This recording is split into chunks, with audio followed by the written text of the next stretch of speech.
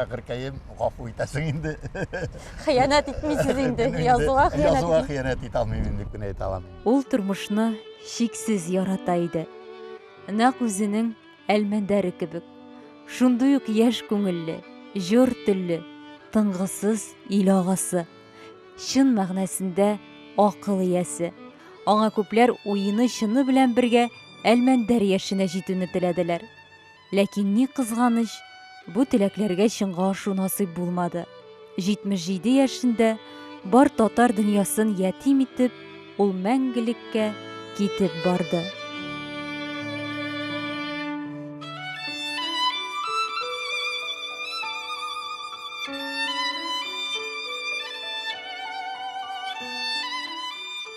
Туфанны ничек бар, шулай ярап яшәп китүе иде. Чөнки үзебезнең язмышыбызга битараф булмаган һәр кеше аның һәр сүзен, һәр омтылышын, һәр хәрәкәтен күзәтеп торса, ул һәр вакыт безнең турда, үзебез турда уйлый. Туфан Миңнуллин. Бу исем үзе өчен үзе сөйли. Аңа бернинди аңлатмалар да, бернинди искәрмәләр дә кирәкми кебек. 60-нчы еллардан алып татар тормышының үзәгендә кайнаган язучы иҗаты, кылган гамәлләре белән күптән халыкның үзенекенә әйләнде. Бөтенебез ярата торган кеше иде. Шул хәтле дә авыр булды моны ишетү. Туфанны югалту, бер шырны югалту, бер касырны югалту бәрабәренә тиң. Минем үземнең 49 яшында малаем үлде, ирем үлде. Менә шул хәсрәтләр белән, менә бу хәсрәт тоже бер инде менә шул. Шундый ук зур хәсрәт инде. Менә шул китерде мине монда. Аның дәүләт думасында чыккан туры әйткән сүзләре безнең йөрәкләргә йөрәкләрнең түренә кереп утыра иде. Һәм без шатлана идек. Безнең татар халкы арасында шундый татар халкына хезмәт итүче көчле, туры сүзле, хезмәттәш, акыллы бер кеше бар икәнен. Зур тел көрәшчебез, Татарстан халкы, тел өчен, тел үстерү законнары өчен көрәшчебез китте. Biz sizi unutmuyoruz, bir kup meçhede kaldırdınız, biz de yarabbim yatkan uğruna cennetten uğurlamasın. Gül iska alır biz, dağalar bizden kaldırmamız. Aksakalыбыз иде. Алланың рәхмәте яусын. Анда да бик зурлап каршы алырлар. Шулай дога кылабыз. Тагы бер кат рәхмәт, тагын бер кат бәхиллек белән сезне озатабыз. Бик рәхмәт. Бөтен халык исеменнән, Татарстан хатын-кызлары исеменнән бик яратып яшәдек без сине. Син бәхетле кеше булдың. Рәхмәт сиңа.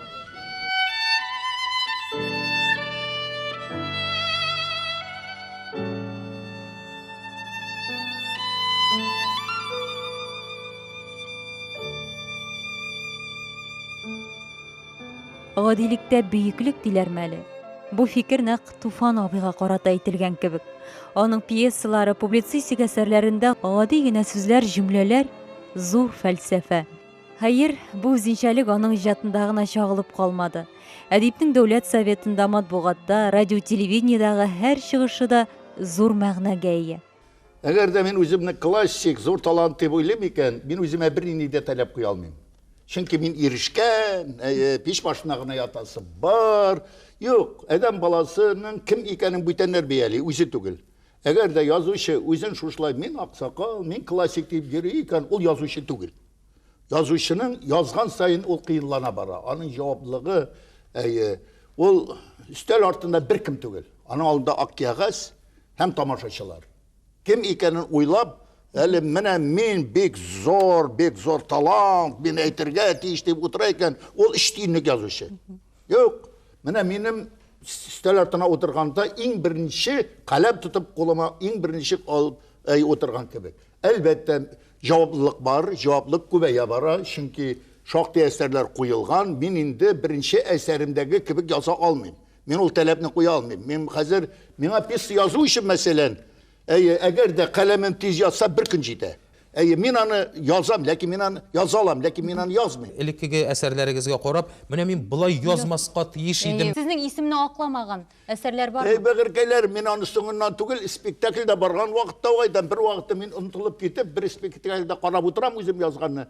Кычкырып җибәргәнне сизми калдым. Булай язмыйлар бит инде дип. Үземнән үзем караганда ук мин рецензия бирәм. Әлбәттә, һәр вакытта тикшереп, бөтенесе дә бит инде каләм алып, bütün менә дигән итеп язып булмый. Ул изләнү бара.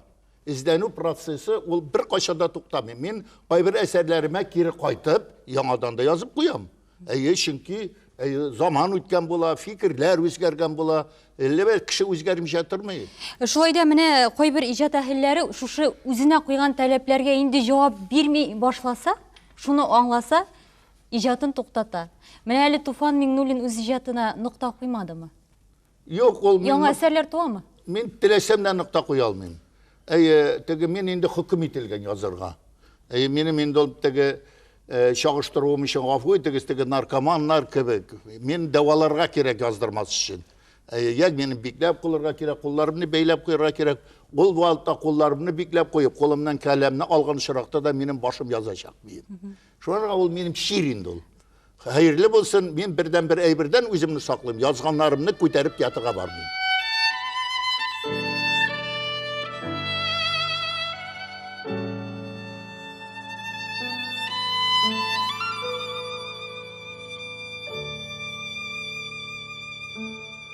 Bik akıllı, bik tüplü akıllı kişiydi. Onun aytken sözlerimle millet için yanıp kiyip, respublik için, Tatar halkı için yanıp kiyip yaşana şu yüreği videme onun çıdı almadı koresinde. Bakil bul, Tufan. Sen yanmasan, men yanmasam, dünyaya yaktılıkını kim sever degen şekilde Tufan Mingnullin şula yaktı yıldız bulup yandı, hem sönmez yaktı yıldız bulup tarihte de kalacak. Ул безнең өчен кыя иде, ул безнең өчен ышык иде, ул безнең татар халкы өчен бик зур ышык иде. Безнең җилләрдән дә саклый торган, яклый торган, безнең бөтенебезнең күңелләрендә бу фикерне кычкырып әйтә алган. Театрга 100 ел дисәк тә, без әгәр дә ныклап масштаблы иттереп уйлап карасак, гасырлар тудырган кеше иттереп Туфан абыйны. Шушы 100 ел эчендә 3 зур драматург әйтәләр идек. Театр булган, үз театрын булдырган, театр мәктәбен булдырган. Әлбәттә Кәрим Тинчурин, әлбәттә Нәкый Сәмбәт һәм Туфан абый. Һәм инде елга башы Галиәскәр Камалны әйтергә кирәк. Ул менә безнең менә шундый зур шәхесебезне бүген сатабыз. Qaral sen şulay tirip meni alıp gitem desem men endi. Şulay terge turu kileyin Әлмәндәр. Qaral azrak sabır etmesem mi sana? Күпме? Köp түгел endi bir 50 gına ay. Soң Күлдүрәсең Әлмәндәр. Yok, dünyası bik eybatlandı bi. Yok bulmay Әлмәндәр. Мен сиңа иң күп дигәндә Шардуган эшләп бетерерлек кенә Ay sabır yala. Сүз түгел. Çok bir vatna endi. Талкыш. Yok endi. Туктале, тукта. Хуҗа миңа әйтте.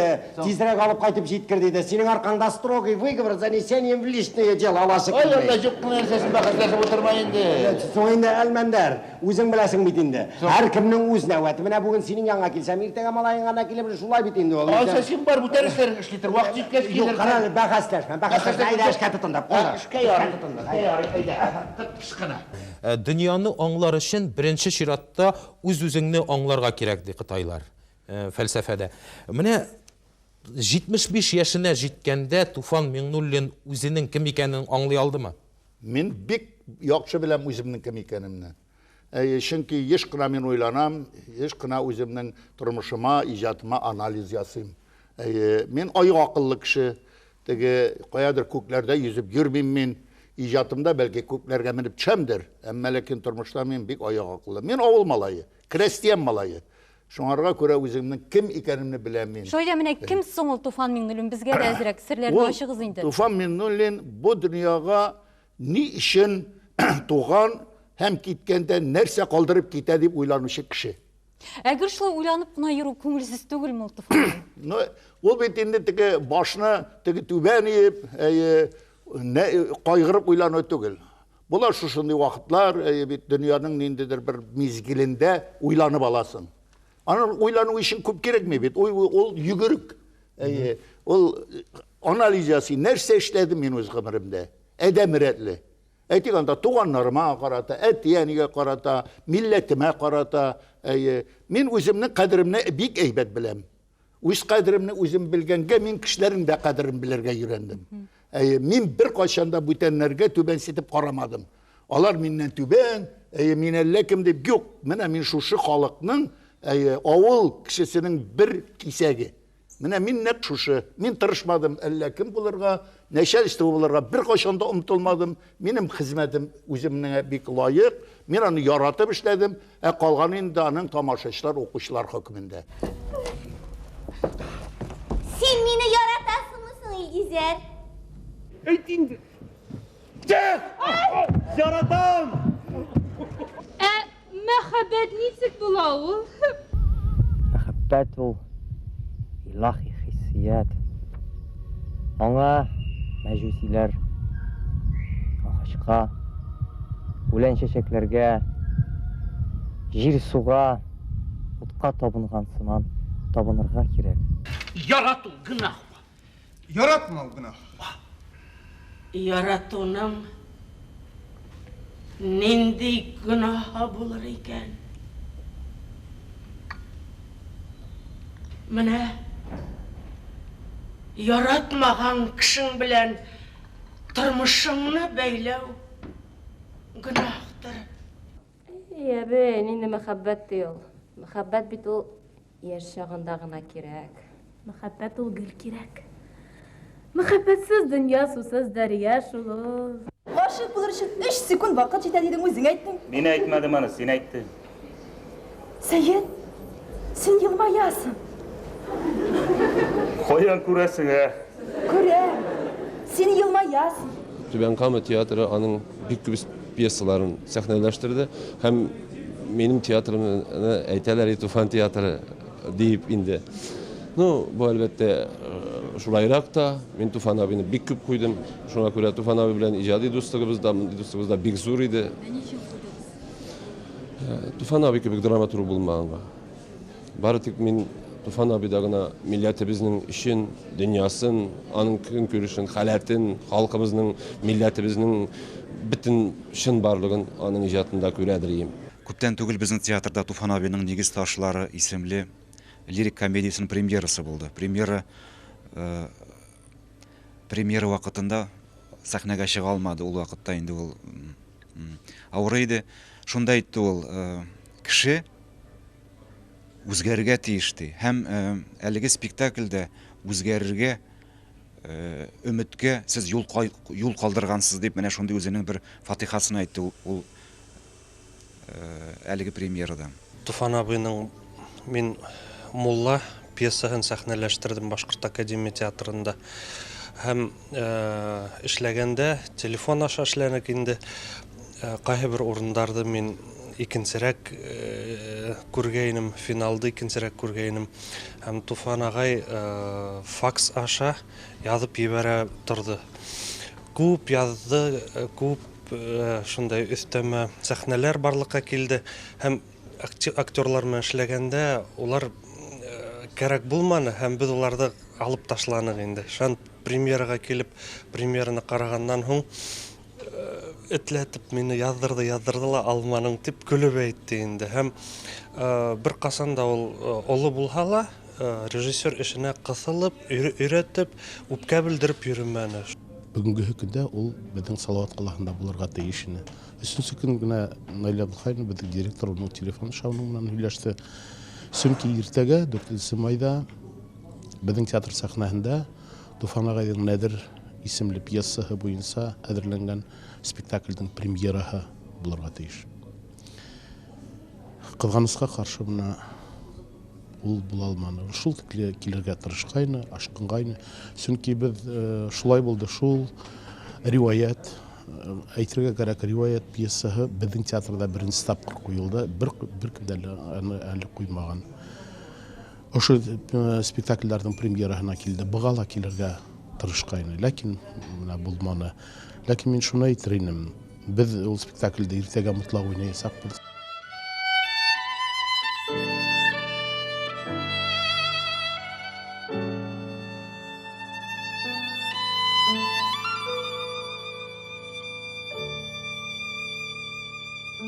Яш туфанның бит ул хыял омтылышлары да, өметләре дә бик күп булгандыр.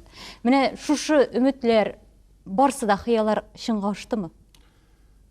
Бу сорауны миңа бик еш бирәләр. Интервью алганда газеталарда минем аңарга күптән җавабым әзер. Бер нинди хыял юк иде. Безнең бөтен хыял туйганча ашау иде. Без сугыш елы балалары, бик авыр елларда, әле сугыштан соңгы елларда, ул хәтта дәвам итте 50нче елларга хәтле тормыш авыр, менә минем бөтен уй. Аннары соң минем өчен күбрәк инде шушы әни әти тырышты инде. Алар миннән кеше ясарга тырыштылар. Теге кеше дигәндә инде менә шушы авырлыкларны күрми торган, дөресен әйткәндә начальство итәргә тырыштылар, укытырга тырыштылар. Инде соңрак хыяллар бәлки соңрак туры килгәндер. Менә мин беренче тапкыр Мәскәүгә театр училищесына баргачтым. Анда инде ничектер теге тормышка икенче төрлерәк карый башладык. Хыял, менә артист булу, минем бәлки теге артист булу гына да булмагандыр. Мин чөнки кайдадыр каләм белән эшләү, язырга омтылу бар иде. Безнең кайдадыр минем канда бар. Безнең әти бит шигырьләр язган кеше. Шуңарга күрә менә шушы әйбер язучы булу дигән теләк миндә ул вакытта булды. Хәтта китап чыгардык без. Минем язган төрле шигырьләрне җыеп без бергә укыганнар, шуннан Насибулла Буткасы дигән бер кул язма китап чыгардык. Анда ни генә язылмаган инде. Менә шушы төп хыял, менә шушы хыялым. Менә бер артист булмауга, менә үкенмәдегезме гомер буе? Менә миндә театр училищесы бетердем. Менә бу сорауны бирүем дә минем шуңа бер әңгәмәдә без сөйләшеп утырганда сез әйткән идегез. Һаман да шушы сәхнә төшләремә керә дип. Менә бу хыял тормышка ашмады. Театрдан мин өчен әйтәм. Театрдан мин китергә тиеш идем. Ләкин үзем теләп. Мин үзем теләп китмәдем театрдан. Менә бөтен бәлә шунда. Миңа әйттеләр инде синең кебек артист бар, син язасың, шуш язуыңны дәвам ит. Әгәр дә шушында тагын 1-2 ел түссәләр, мин үзем рәхмәт әйтеп китәдерим. Чөнки язу белән артистны бергә берләштереп алу бик авыр. Шуңарга күрә мин хәзер үкенмим. Мин барыбер театрдан китмәдем. Театрда, мин бүген дә театрда, хәзер инде бер генә театрда түгел. Бик күп театрда мин. Туфан абый, бер менә шундый гына сорау туды. Менә үзегезнең артист кеше бит инде. Менә миндә театр училищесы бетергән, уйлап куйган. Менә үзегез язган персонажларның берсен, шушыны чыгып үзем уйнар идем дигәне бармы? Юк, чөнки мин аларның барсына уйнап чыгам. Язган вакытта уйнап чыгам.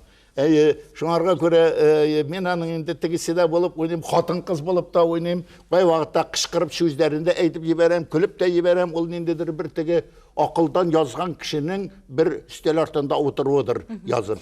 Минем укыган иптәшләрем арасында ул минем өчен иң талантлыларның берсе дип әйтәсем килә. Ул үзенең сәнгатьтә, әдәбиятта гомумән кеше буларак та юлын тапты.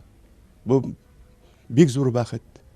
Чөнки тормышта төрле хәл килеп чыгарга мөмкин ул театрдан киткәч, артистлыктан киткәч.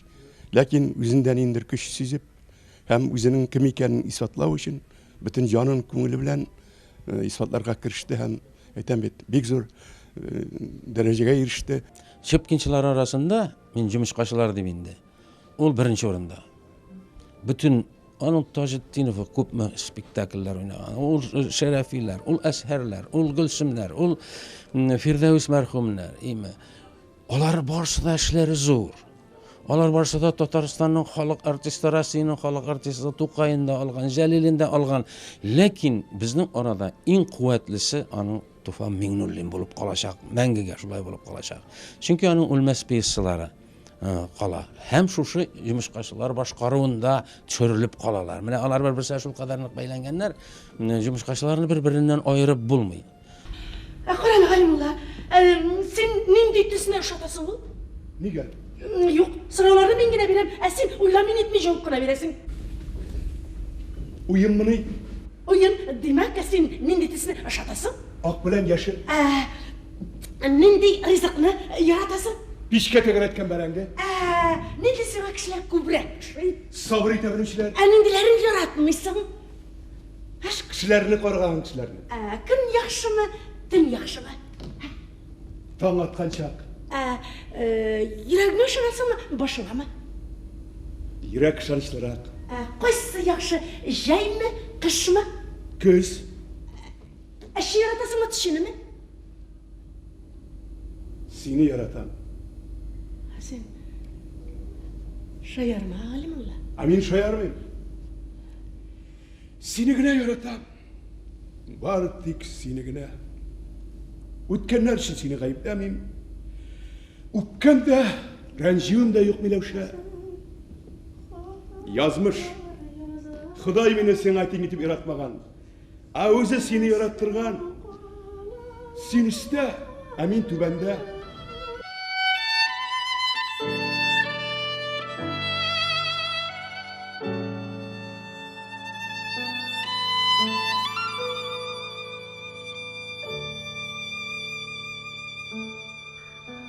Yemin etse de, yaşavının məğnəsi nərsə də, bu sıravlarga ədəm balası ömrü boyu cavab izləyir.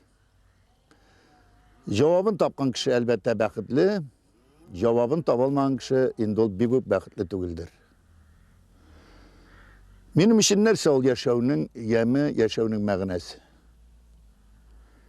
Əlbəttə indi ol bugünkü benim yaşımda indi ol sağlık selametlikə beylengen. Benim yanımda benim bir yakın kişilerim bulu, doğanlarım bulu, onların isen sağlığı. Bu dünyada bir üzüngüne isen sağ olup kalgan bütün kişiler şiirli bulsa, onlardan da korkunuşturmuş bulmasıydı dünyada. Koya barığa orun tabalmasıydın. Şuna göre senin tireyağında motorluk bulurga tiyiş, senin tireyağında selametlik bulurga tiyiş, şatlık bulurga tiyiş. Elbette turmuş bit ol saban tuyguna tugel, saban tuydan gına turmay. Anın türlü vakitleri bula, eden bala sanarga ezir bulurga tiyiş. Ağırlıklarını jingip çıkkandan son bir oturup, oylap oturu, şolay turmuşun yemli buluğuna kitire. Özünün kişi bulup tuğuna süyinesin. Benim bir pestede var, dünyaya şirki de kirekti. Bir personaj. Şol şirkini, kanunlu şirke kunga şol şirkini ötüresin de, özünün kişi bulup tuğanına süyünüp koyasın dey. Yani mesela, mine bu turmuşun yaşavının bütün adam balası yaşarga tiyişli ömrünün bütünüsün yaşap, men indi bütün işini işlep bitirip bulmuyor bu dünyada, köp müdür derecede işledim, kalganı indi kileşek buğunga kala deyip, nersedir kaldırıp gitsen, mene şu yaşavının məğnəsidir ol. Tufan Миңнуллин әлеге монологында bir нәрсәне әйтергә онытты. Яшәү мәгънәсен ул туган авылы, туган нигезе белән бәйләнештә күрә. Язучы гомере буе туган җиреннән аерылмады. Үзара сөйләшкәндә дә туганнарын, авылдашларын мисал итеп китерер иде ул. Казанда да тар фатирда озак тора алмыйм, мин җир кешесе дип күп вакытын бакчасында үткәрә иде. Безнең иҗат төркеме дә 2 ел элек аның бу патшалыгында булып кайтты. Туфан абый, монда качып торасыз икән. Әле инде сез бөтенләй юк микән дип оптыра беттем. Ни хәлләр? Ничек хәлләрегез? Аллага шөкер. Туфан Миңнуллин нәрсә генә үстерми дигән хәбәр килеп иреште дә, менә чыннан да шулай микән дип тикшергә булдым әле. Давай, әйдә тикшер. Карыйк әле. Менә монысы ни инде менең биредә инде безнең помидор. Менә бу синаның шири дип атала торган, аның уңышы инде битеп килә. Соңгы неләр булары да инде уңышлары. Biz indi bunda yun ayından beri pomidor aşıyoruz. Kişi şanmıydır ol. Tufan Miңнуллин бакчада өзі қазынып бермес işçileri var diye buyuruyorlardır. Şeytele, min bit avılmalayı. Min de kişi yollap durga min bit kulak tügül. Anlarsın mina bit ol bakşa nersedir fayda alı için tügül. Ol mina iş alıştırı için gerek. Yazasın da bunda jirde, bu da icad. Özünün mina şuşunda kurip, sıklanıp durasın, şuşunda icadqa bir ilham alasın. Min bir jir malayı, jir kişisi. Eğer beni jirden ayırsalar, min bir yolda yazalmayayım. Mina mında yine kabak. Bu нәрсе булды? Монда башта сарымсак утырткан идем мин көз көне. Ләкин салкын тиеп, сарымсаклар üşüдü дә, бу җир буш калмасын дип кабак утырттым. Менә инде алар үсеп килә, әле өлгермәгән. Менә великан. Бу Австрия кабагы. Разил Вәлиев белән нигә бардык без? Австриягә. Шушыннан biz моны базардан сатып алып кайттык. Бакчаң булып, анда чәчәк үсмәсә, анда кешеләр шикләнергә мөмкин була. Бу файда өчен генә бакча тота икән дип. Бакчада һәр вакыт чәчәк булырга тиеш. Миндә осталыгым бик әле җитеп бетми, әмма булар инде минем сыналган чәчәкләр. Булмас, Нәҗибә апа үстерәдер әле. Нәҗибә апа монда кунак кына бик матур. Әйе, минем үзем үстерәм, үзем шуннан иртә яздан киләм. Барсы да аңлашыла, ләкин менә бу трактормы, нәрсә бу, машинамы кичкенә? Бу трактор чөнки хуҗалыкта ниндер бер транспорт булырга тиеш. Анда никадәр утыннар, ана шул утыннарны мин инде шушың белән ташыдым. Әйе, шуның белән ташып, аның арбасы бар әнә тегендә. Әйе. Күрсәтәсезме? Шаммыйсыңмы? Йөртәбез хәзер.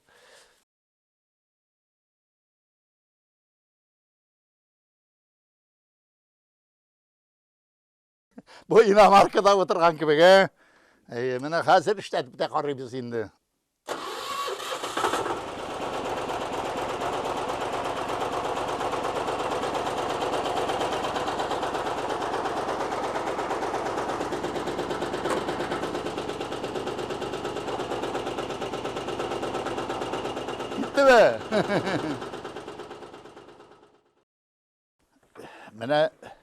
Менә монда минем пешегәннәр арбасы, кибиткә.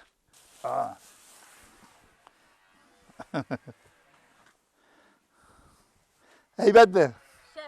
Әйе, менә шуңарга күрә, менә шунда итеп, менә булай итеп ятып утырасың, карыйсың да дөньяга, моның ишегеннән генә булса да карап, әле тормыш бар дип ятасың. Әйганнар соң менә булай итеп чыгып, карап, уйланып утырасың дөнья турында. Дөнья турында уйланырга кирәк. Уйламый яшәүчеләр бармыдыр, юкмыдыр белмим. Әмма ләкин дөнья уйларга мәҗбүр итә.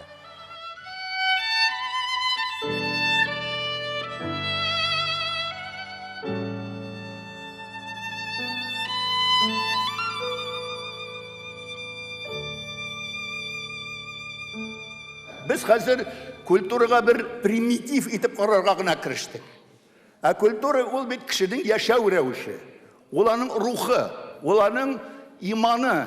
Әгәр дә безнең ичке культурабыз җитми икән рухани культурабыз, без бер качанда алдынгы ил, алдынгы милләт була алмаячакбыз. Без бүгенге көндә Татарстан спорт республикасы Казан спорт башкаласы дип әйтәбез. Бик әйбәт, спортта кирәк. Барысы да кирәк. Әмма ләкин бер юнәлештә генә үсү, ул безне мактана торган урын түгел. Бик күп эшләде Туфан, бик күп эшләде. Кирәгеннән артык та күбрәк эшләгәндер ул бәлки. Ул бит депутат булуда җиңел түгел. Һәм ул шул ук вакытта аның депутат булуында бик зур файда да булды. Халык өчен дә, сәнгать өчен дә дип әйтер идем, ул беркем дә әйтә алмаган нәрсәләрне шактый күп әйтте. Әгәр тыңласалар, әгәр бер игътибар итсәләр, аның сүзләренә ул бик күп анда кирәкле әйберләрне әйтте. Әлбәттә бездә бөтен әйтелгән әйберләр дә үтәлми. Менә шуңа күрә менә хәзер шул турда да борчыласың. Хәзер кем әйтер икән аннан? Нинди генә кыенлыклар булса да, Туфан абыйны күреп, Туфан абый белән сөйләшсәң, ничектер барысы да узып киткән шикелле. Менә мин моны чын йөрәктән чыгып әйтәм. Чөнки минем кызым укыды, менә бер мисалны гына китерәсем килеп, кызым укыды Татар кызлар гимназиясендә. Ничә еллар без шушы гимназиядә яңа здание эшләргә йөрдек. Туфан абый килде, Туфан абый күрде, Туфан абый эшләде. Ул менә бөтен нәрсәгә тотынса, шуны эшли торган һәм халык өчен бөтен җанын, тәнен биреп, халык өчен киләчәге өчен эшли торган кеше иде ул. Нинди генә ниләр булса да проблем бит Туфанга мөрәҗәгать иттеләр. Мәктәп кирәк булса да, әдәбиятта, театрда ул берсенә дә шуннан кире какмады. Үзенең теге турлыгы белән, үзенең кыюлыгы белән ярдәм итәргә булдырырга тырышты. Һәм менә бу югалту, мин әйтер идем, иски, без аның әле теге зурлыгын белә алмыйбыз. Һәр вакытта үзенең чыгышларында сәнгать турында кайгыртадыр. Тел турында, театрларны булдыру турында. Һәм бик вакытсыз булды бу. Кыюлык бит ул урамга чыгып күсәк белән силтәнеп йөрү түгел. Аннары соң бергә үзеңнең хөрмәт итмәгән кешеңә аты юлы белән сүгенү дә түгел. Синең әгәр кыюлык менә милләт мәсьәләсендә, халык мәнфәгатендә син үзеңнең фикереңне яшермичә әйтәсең икән, ул кыюлыктыр. Мен кыюлыкны мен бит физик яктан кеше түгел, ниндидер батырларча тегендә монда сугышып йөрмәдем. Мин үземнең сүземне үзем белгәнчә, намусы белән әйттем. Минем мәсәлән, моны әйтергә әйтсәм, миңа нәрсә булыр икән дип мен бик сирәк уйланам. Бөтенсен дә әйтергә дә ярамый. Сәясәт бу. Шуңарга күрә безнең язучылар әле бит дөресен генә әйткәндә без бит әле өйрәнеп кенә кирәбез демократиягә. Без бит аерым бер кысаларда яшәдек. Шушы кысалар бер ишектән кирдек, шул ук ишектән чыгып киттек. Мәдәният шул кадәр югалтулар кичерә. Ул аны беләсезме, кире кайтарып булмый. Аны менә буыннар, алар бит булай гына җитлекми, булай гына үсми. Милли аң булай гына тиз арада гына ул җитлекми. Мәдәният әгәр дә үзенең киң җилкәне тоймаса, яклаучыны тоймаса, әлбәттә мәдәниятның кайдыр җир белән һава арасында эленеп калуы бар. Туфан абый безнең идеал ул. Менә Туфан абый үрнәк бирде. Ничек халкыбызга, милләтебезгә үзеңне аямый хезмәт итәргә кирәк. Ничек кыю булырга кирәк. Ничек милләтне борчыган мәсьәләләрне уртага салып, уңга, сулга карамый сөйләшергә кирәк. Мин хыялланадырым, гел пьеса гына язып. Ашыкмый гына пьеса язып гына шулай дип яшәргә булмый инде. Минем холык та туры килми. Мин гел кайнап торырга тиеш. Бәхәсләшергә тиеш. Шулай гына пьеса языламы? Бәлки шулайдыр. Минем бөтен менә шушы бүтән әйберләр, бөтен шигырь язуда, менә бу бала курчаклар җыюда, бөтенесе дә минем пьеса өчен бер материал туплау кебек ул. Менә мин борынга әнә тигәннәнрәк килеп торам миндә. Бер кызыклы әйбер, мин бит теге Идел янында туган. Идел янында туган кеше буларак менә киләм дә суга карап торам. Һәм кеше бит утка караганда ял итә, суга караганда ял итә. Аннан соң инде бераз итәсенә карыйм, менә нигә шәһәргә монда борылып карыйм. Монда инде төзелеш бара, тигәндә дүкәнлектә. Мин бит дөресен әйткәндә шәһәрдән бераз куркам. Мин рухым белән авыл кешесе. Миңа аны бик үк инде әйтәләр дә син авыл турында бик күп сөйлисең, хәтта кай вакытта ышандырмый дип. Юк, мин ихластан. Туфан абый, менә сез бит инде актерлыкка укыган кеше. Шушы сәхнәгә чыгасыгыз килгән мизгилләр буламы? Син аны искә төшермә. Ул менә гашык булып та җавап таба алмаган бер күңелне сызландыра торган мәхәббәт кебек ул. Ул минем җырланмаган җыр булып калды. Белмим, нинди артист булган булыр идем мин әйтә алмыйм. Чөнки безнең минем белән укыган кешеләр, минем сабакташларым барсы да бик шәп артистлар, алар арасында мин югалып калган булыр идемме? Юкмы, бәлки югалып калган булыр идем. Минем монда мин яратмыйм. 3-нче, 4-нче рольләр уйнарга яратмыйм. Мин кайда гына эшләсәм дә, кем булсам да, һәр хәлдә беренче булмаса да икенче урынны алырга хыяллана торган кеше. Язу минем өчен бер серле дөнья инде. Аны аңлатып та булмый, аны эштип тә булмый, аны яшәү рәвеш. Минем хәзер элегрәк яшь чактан иши булгандыр инде. Хәзер мин үзем язуга бер әйберне дә алыштыра алмыйм инде. Хәтта менә синең кебек чибәр кызлар килеп, Туфан абый яратам, ташла язуыңны дисә дә мин ташлый алмыйм инде. Мин әйтергән бәгыркәем, гафу итәсең инде. Хыянәт итмисез инде, язуга хыянәт итә алмыйм инде.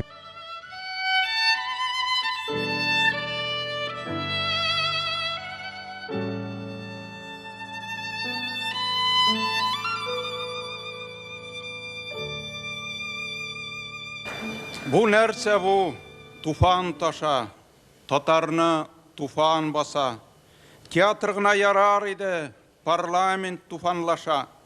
Парламент деген театр уланда үзегіне түйдірелерінің ну үте үзегіне. Сессияларда да туфан ешқына қызыштыра, әзір сценарийларына ешқына бұзыштыра. Министрлар уянсынға, түрелер ұялсынға, тояқтыға парламентнің қырмысқа ұясына. Туфан керек дүнияларыны бұлғатып тұрыр үшін, маңқұртларының қошағында құлағын бұрыр үшін. Біз шықсақ қына рәйес шундауық бармақ яны, туфанға келіше ол, оңа нешік таяры. Театр түріне туфан үрләді камал аша, камал туфанлашқан сайын туфанда камаллаша. Туфан аға, бұ татарны гіл бәқітлі итәлі, тек туфанғына болсаңда сен Миңнуллин бітәлі. Татар бітер деп кімнәрдір астыртын хәйлә құрды. Халқымызны сақлап қалды академ театры. Тілсізлерге тіл берді ол, уйсызны уйлаттырды. Миңнуллин язатырды, Сәлемжан қуятырды. Йоқлағанны уяттырды, күлдірді, уйнаттырды. Камал исеміндегі Миңнуллин театры. Нәжибе саны шулай дейдін. Сен өзің іштейінде атырмайсың, дусларым болмаса деп шулай бет. Ол мәз дусларға темасы ол сіздің ижатта да нұқсы шағыла. Милеушаның туған күніңін алып қарасақ, ол бет шондай зур фәлсәфә дуслық турында. Міне ол мән дуслық сіздің тұрмышығызда нендей роль ойнайды? Дуслық дегенге біз түрлі, яшта түрлі шақарыбыз. Башта ол бірге отырып, бір шеше сыра ішуде бірге айтырсан, дос деп айырыласың. Анар соң яши достық түшіншесі өзгәрі. Достық ол рәхәт бір әйбіргіне түгел, ол бұрышта. Сен достарың бар екен, сен алар алында жауаплы. Шоңарға көре, мен енді бүгін достық тұрымда екінші түрлері өлім, тиренірек өлім, әммәләкен. Менің тұрмышымда меңа ең бірінші әдәбиятқа кіріп кетірге, қолларын сөзған, өзлері білән бірге алып барған менің ең яқын кішілерім бар. Алар айтығанда Илдар Юзеев, Шәукәт Ғалиев, Аяз Ғилашев, міне бұлар мені әдәбият қалып бардылар. Туфан абай меңа яштенік қайырқақ болған ұстазларымның бірсі.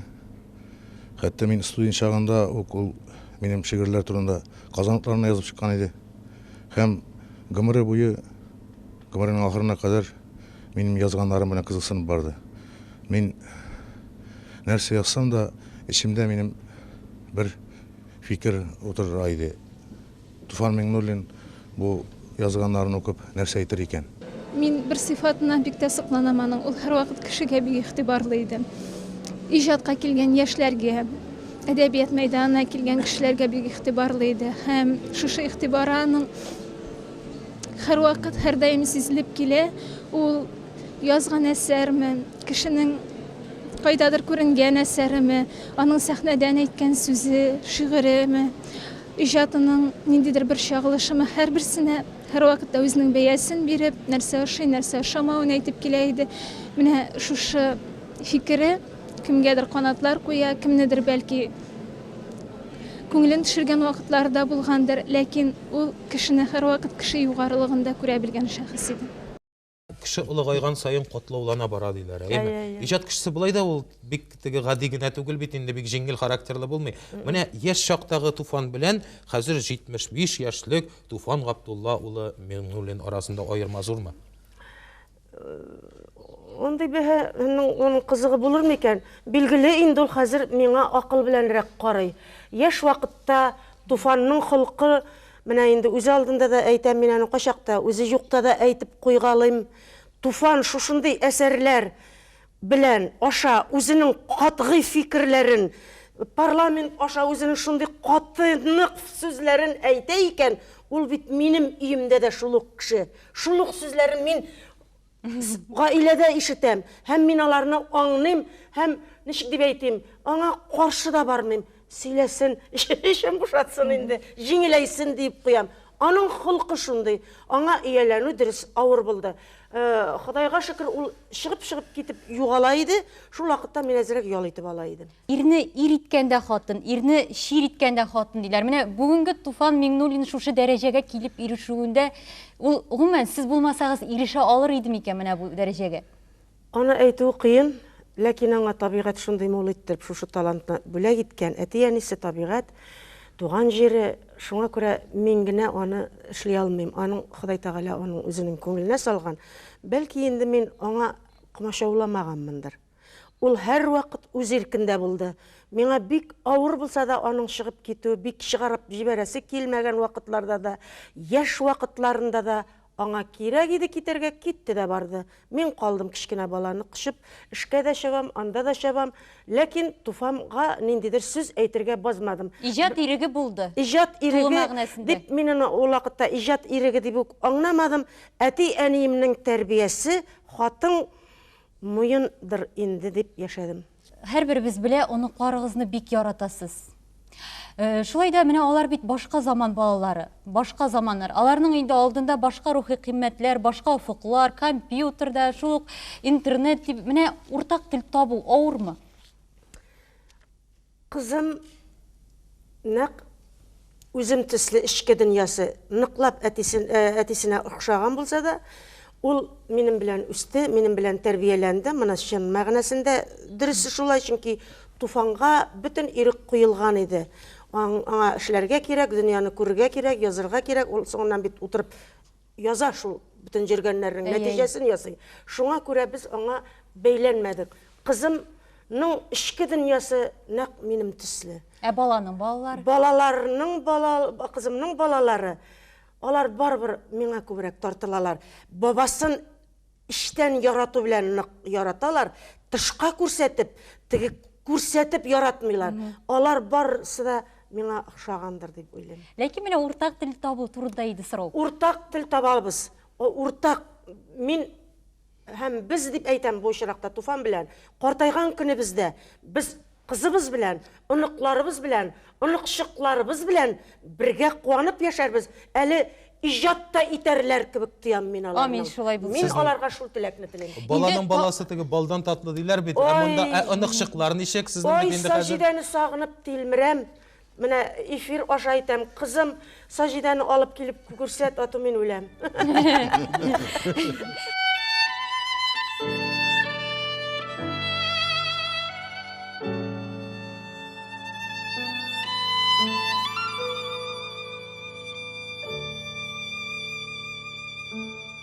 Biz Сизга бардык.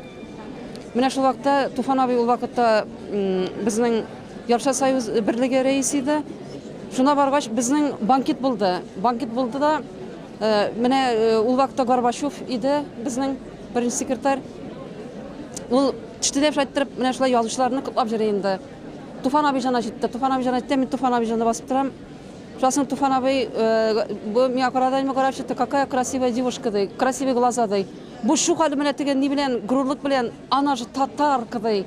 Бер касан да онытмайм. Менә истә калды шул тиклем ярылып, ул халыктар арасындагы мөнәсәбәтте сәхнәгә сыгып, менә Академия драма театрының, Башкорт Академия драма театрының сәхнәһендә 90 еллыгына килгәнендә ул әйтте. Бердәм яшәйек, тату яшәйек, башкорт татар. Башкорт үлһә бит татар үлә, татар үлһә башкорт үлә. Бергә ыгы-зыгы матур итеп яшәйек. Бердәм булайык дип әйтте. Бына шул сүзләр минең күңелгә шул тиклем якын, яткан. Шуңа күрә ошо сүзләргә тогры булып бергә булайык. Булар шундый кешеләр әйтеп бетергесез. Менә якты көн кебек, Туфан абый шундый якты көн кебек иде ул. Барыбыз өчен бөтенебез өчен яктылык, нур сибә торган кеше иде ул. Соңгы елны бер җыр язган идек. Ул миңа үзе бирде. Ул шигырьне үз кулы белән язылган, теге компьютерда бастырган әсәр түгел иде ул. Аның кулы белән язылган җыр турында җыр дигән. Ул җырны мин яздым. Менә әлегә ул җырны беркем җырламады. Ничектер аны халыкка җиткергә исәп бар. Аның истәлегенә Менә шулай үзе ишетмичә ул җырны китеп барды. Но мен уйлыйм, аның соңгы җыры, җыр турында җыры яңгырар дип. Biz edebiyatның зур имәнен югалттык. Югалттык дип әйтү бик тә дөрес тә булмас. Без аны югалтмадык. Без аны һәр вакытта да күңелебездә яшәтәчәкбез. Һәм ул һәр вакытта да безнең белән булачак. Фани дөньядан китсә дә, ул үзенең әсәрләре белән, үзенең яшәү үрнәге белән киләсе буыннарга үрнәк булып калды. Һәм аның эше дәвам итәр дип уйлыйм. Чөнки аның әсәрләре үлемсез, димәк ул үзе дә үлемсез. Гомеремнең көзенә килеп җиттем. Мәңгелек сәфәргә чыгарга кирәк булыр. Мәңгелек сәфәргә чыгар алдыннан чемоданны тутырга кирәк. Ходай каршына буш чемодан белән бар булмый. Шуңарга мен бик озак уйландым, нәрсәләр тутырга бу чемоданга. Нәрсә алып барырга. Кылган бәлки игелекле гамәлләрем дә булгандыр. Язган китаплар бар. Һәм кешеләрнең рәхмәте дә бар. Әмма ләкин булар гына мине канәгатьләндермәде. Шунда минем бер танышым мине коткарды. Көннәрдән бер көн әйтә, Туфан, синең язган пьесаларыңны күпме тапкыр куйдылар ди. Мен якын чагына санадым, 150 тапкыр төрле театрларда куелган икән. Шуннан әйтә алар, ничә тапкыр уйнадылар икән һәр берсе ди. Мен әйтәм, уртача каядыр бер 40-50 тапкырдыр инде. Кайсы 3000 тапкыр уйналды, кайсы әзрәк. Шуннан соң аларны һәр бер спектакльдә ничәлек тамаша чыгарады икән. Мен әйтәм, ярый, иң әздән алыйк, 1-200 тамаша чыгарагандыр һәр берсен. Шуннан ул санап чыгарды, синең әсәрләреңне, син язганнарны 1,5 миллион кеше караган икән ди. Әгәр шушы 1,5 миллион кеше берәр минуттан гына кул чапкан булсалар, ул 1,5 миллион спектакльләргә кул чапкан булырлар иде. Аның инде 3-тән 2-леше театрга туры килсә, 3-тән 1 сиңа ди. Ул булып чыкты, ул 40 сәгать. Ул әйтә, менә 1,5 миллион кеше ди. Йокламыйча, ашамыйча 40 сәгать буе сиңа кул чабып торганнар ди. Мин күрәсең, мәңгелек юлга чыкканда менә шушы алкышларны шушы чемоданга салып, Ходай кашына алып барымындыр. Бек зур рәхмәт, исән сау булыйк, очрашып торыйк, бер-беребезне хөрмәт итик. Олы халык кына үзенең балаларын хөрмәт итә белә. Шуңа без олы халык, без бөек халык. Рәхмәт сезгә.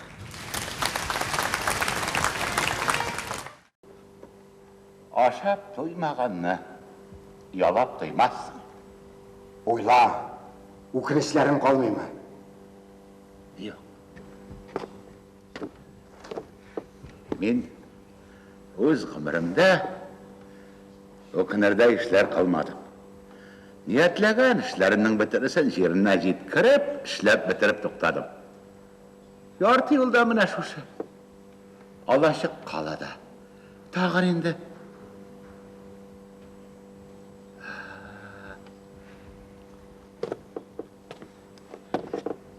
әле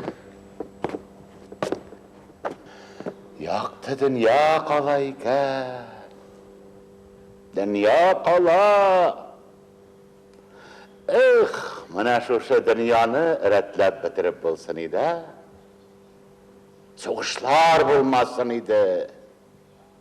Адам балалары һәммәсе дә хәлдермеш тәгәлмәндәр шикелле 91 яшькә җитеп